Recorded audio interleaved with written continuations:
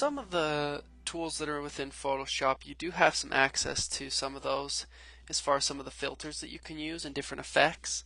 Now, I would suggest if you're going to do a lot of rasterized effects such as drop shadows and other such things, I would just pull it into Photoshop for the most time and do those things.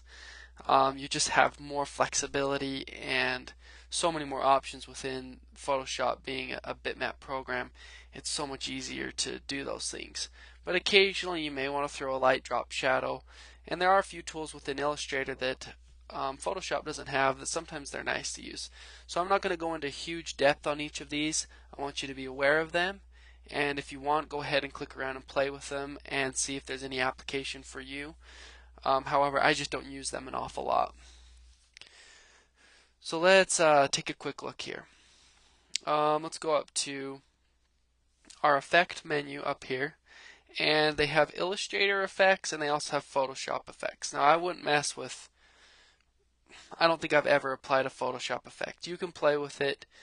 It's just if you're going to put Photoshop effects in, you may as well go into Photoshop and do it. And that's my personal opinion. But a few that I use a lot, one is under the stylize option. The drop shadow is one that you can use. I'll show you how this works. It brings up a dialog box here. I'm going to go ahead and click the preview button here so that we can see what's happening. And here you can set how strong you want it to be, what blend mode you want it in, where you want the X and Y offset to be, and how big you want the blur. So go ahead and play with that. Again, not used an awful lot, but sometimes you may want to throw a light drop shadow on something. I'm going to go ahead and cancel this.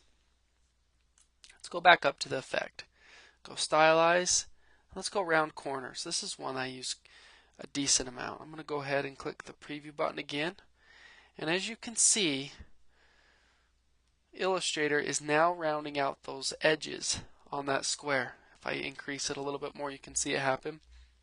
And this is handy if I used this on a logo I did where I was making a chemical flask like a chemist would use, and at first it had really rough and jagged edges, and I used this tool to just round those edges out a little bit, and it gave it a little bit softer feel to it, and it allowed me to do it without having to do it with the pen tool or add some anchor points, and it helped me to make sure that everything was perfectly the same and symmetrical. So it's one that comes in handy at times. One other that I use a decent amount, and you saw this when on the pen tool tutorial, I had arrows pointing to certain parts of the anchor point and the handlebars and such. That was an effect actually within Illustrator. If you have a line and you go to stylize, add arrowheads, let's pull this dialog box down here, click preview. You now have the ability to add an arrowhead. You can add it at the beginning or the end.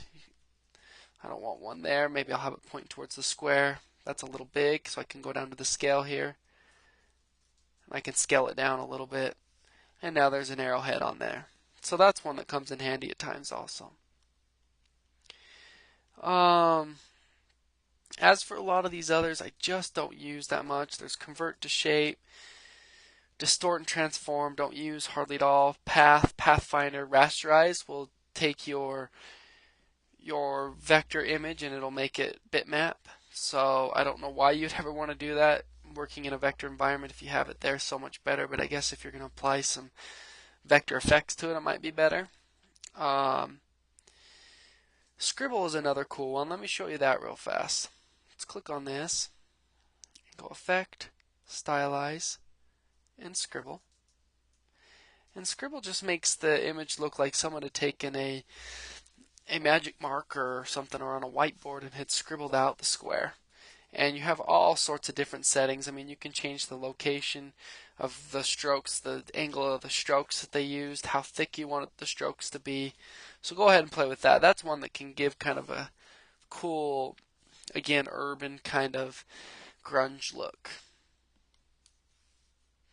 Next one that you might want to take a quick look at too is under 3D. If you do the extrude and bevel, that's one that I like a lot. Again, I don't use it a lot, but it's kind of a cool thing, and um, you can do virtual type proofs, and it's a way to kind of do some 3D modeling within Illustrator. It's not as advanced as some 3D programs out there, but it does have some ability to do some 3D. I'm going to click the preview button here. You can see that I now have this 3D image of that box, and it's created it for me, and I can do some different things with it. You can even map some artwork on there, symbols, and that's one thing you can do. If you're interested in that, I would suggest just getting online and doing a quick Google search. You can find a ton of tutorials out there on how to do that. I'm going to cancel that. I think for the most part, the only last one that I want to show you is the warp. And this is especially cool for you just want to add a little bit of distortion. So I'm going to go ahead, and you can use this on text too, which is kind of nice. So taking that square and adding an arc to it, now it's created almost kind of a rainbow shape. You can even do a bulge, wave. Oh, the wave didn't really work on there, did it? But you want to play with some of these. There's some cool warp options on here. Don't use them an awful lot again, but they're there if you need them. So I would take a moment and go through the effect menu here and just understand a little bit about them. They're not things that you'll use again every day, but they do come in handy at times, especially the specific ones I showed you are very helpful at times. If you want to play with the Photoshop effects, again, not that helpful. If you want to do Photoshop effects, I'd say just go into Photoshop and do them there. But that's the effect menu. Play around with it, enjoy it, and until next time.